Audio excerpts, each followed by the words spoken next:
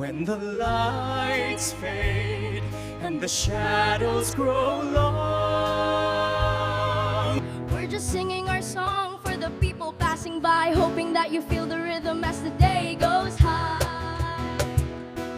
Golden morning softly shining on the hills and trees. It was one of those mornings when the sun rose quietly over the rice fields, touching everything in gold. The air smelled of wet earth and mango trees. Somewhere at the edge of a small village in Cebu, a boy and his younger sister sat on a wooden porch, barefoot, sharing a single pair of earphones that had long lost its shine. Liam was 17, calm, quiet, with the kind of eyes that noticed everything but said very little. He carried the quiet strength of someone who had grown up too soon. Beside him sat Mira, 15, fragile-looking yet full of light. Her laughter, when it came, could fill their small home like morning sunlight spilling through bamboo walls. They didn't have much. Their house leaned slightly to one side, and the old radio sometimes caught more static than songs. But when Mira sang, even the static seemed to fade away. Her voice wasn't just beautiful, it was pure. The kind of voice that made people stop mid-step, unsure if they were hearing something real or something divine. Their mother, a laundry worker, would often hum along as she hung clothes in the yard. She'd smile at the sound, though her eyes often carried quiet worry, a mother's worry for children growing in a world that didn't promise much. For Liam and Mira, music was never a dream of fame. It was survival. It was how they remembered the father who used to play guitar before life pulled him elsewhere. It was how they forgot hunger, heat, and hard days. Each evening, as the sun sank behind the sugarcane fields, the two would sit outside, sharing one small microphone borrowed from school. The neighbors would pause by their fence to listen, a soft duet that turned ordinary nights into something sacred. No one knew then that those same harmonies, born in a wooden porch under a flickering bulb, would one day echo across oceans and stages.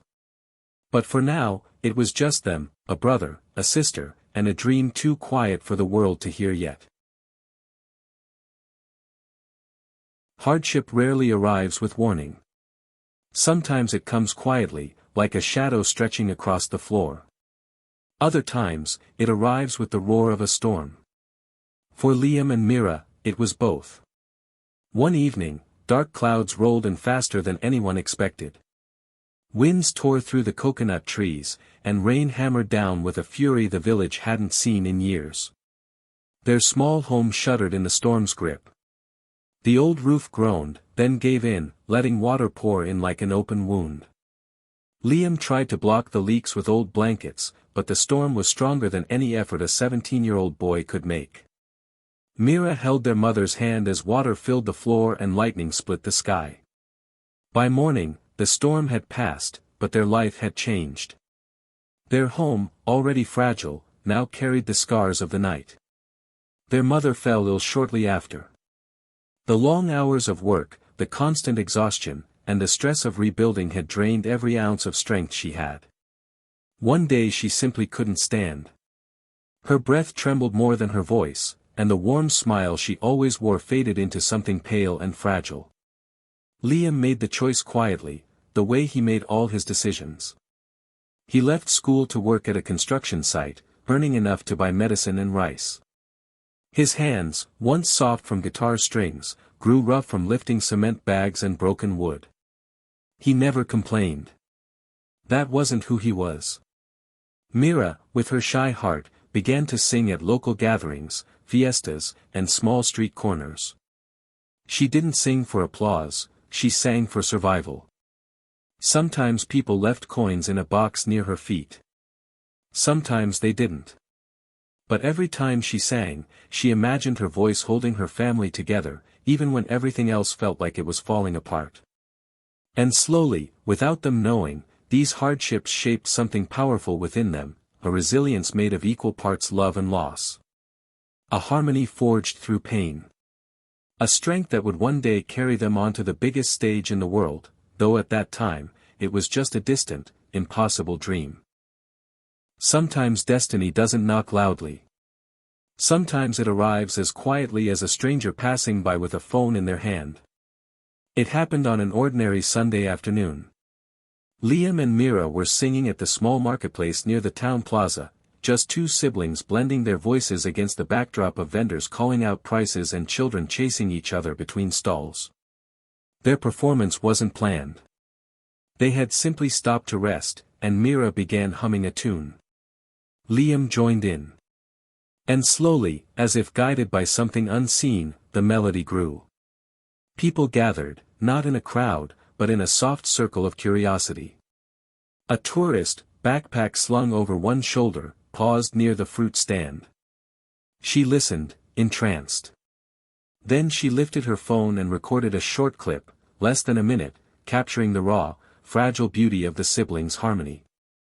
They didn't notice her. They were lost in the song, in the moment, in the small universe they created whenever they sang together. Hours later, the video was posted, not on a big platform, not on a famous page, but on her personal social account. She added a simple caption, 2 voices. 1 heart. Days passed. The siblings didn't know anything. They continued with life, Liam working long hours, Mira balancing school, chores, and her singing. Their mother slowly regained strength but still carried worry in her eyes. Then one evening, while Mira was helping prepare dinner, a notification arrived on their mother's old phone. It came from an email they rarely checked, an inbox filled with loan reminders, school newsletters, and the occasional spam message. This one was different. It was an invitation. A formal letter from a producer at America's Got Talent. Someone had seen the video. Someone had shared it. Someone important had listened, and felt something powerful enough to reach out across oceans. Liam read the message twice, then a third time, hardly breathing.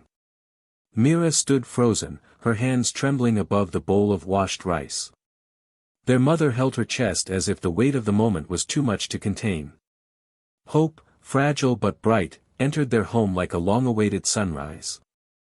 From that night on, everything changed.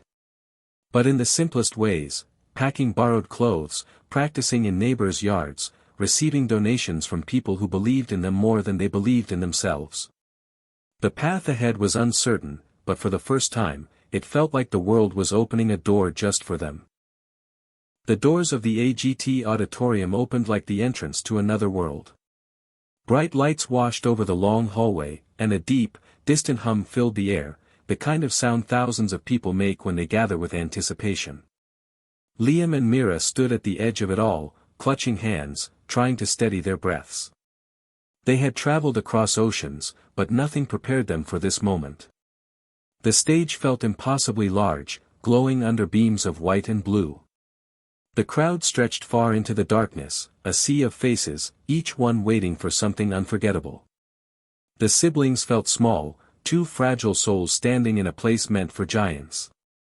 Backstage, their hearts pounded. Liam tried to hide his trembling hands behind his back. Mira pressed a palm over her chest, feeling her heartbeat flutter like a trapped bird. For a moment, the world felt overwhelming, too loud, too bright, too much.